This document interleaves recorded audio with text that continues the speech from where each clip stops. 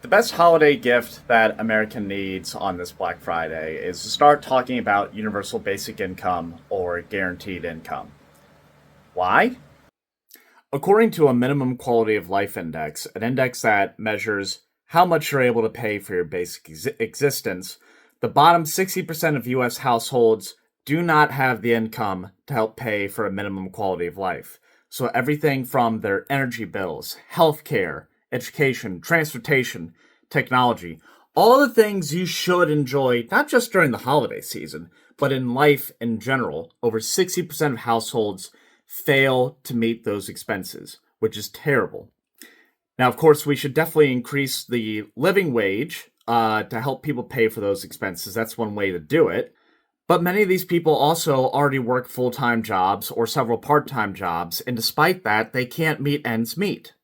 In my own county, Wake County, rent is unaffordable for 47% of renters, 8% of people don't have health insurance, and there's only one mental health provider for every 250 people.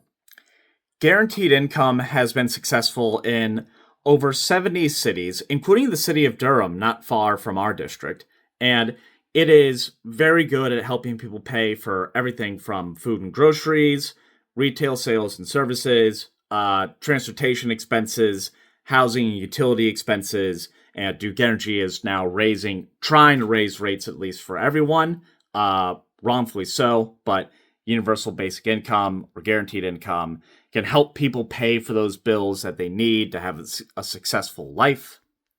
The results from the guaranteed income pilots, not just in Durham, but in other cities as well, have been a resounding success. The mayors and the people who work for the city councils, almost all of them have raved about it because it helps when you can target programs to help people take care of their basic needs. It is a form of economic mobility in its own right. It is a form of giving people the ability to pay for the expenses they need to be healthy. It is so versatile that it literally improves people's lives. I personally, as someone who's running for Congress in North Carolina District 2, want to propose two universal basic income programs in Congress. The first is one targeted at helping people who are sadly experiencing poverty by giving them $1,000 per month in guaranteed income, and also tailoring that with very well targeted outreach and education efforts by the different cities and municipalities to help them use that money wisely on things, as mentioned, like healthcare, housing, or whatever services they really need to be successful. The second one I propose is $800 a month for people who are not below the poverty line, but are still struggling to meet their basic expenses as measured by that minimum quality of life index I measured earlier.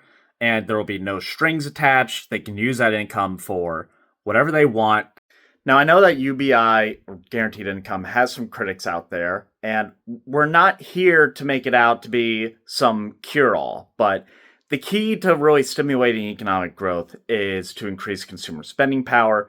That's what guaranteed income really does, and that's why it provides people with so many economic opportunities. By the way, do not be fooled by some of the things Donald Trump is saying. He's not giving you a paycheck from tariffs. He's not giving you a Doge check, all right? That was all a lie. He had no intention of doing anything like this program that I'm proposing. Life and getting more economic income is exactly what people need, not just to pay for their basic expenses, but help invest in the local economy.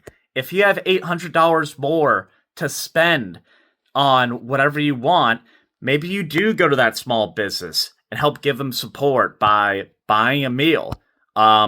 Maybe you do finally go and join a gym to be healthier.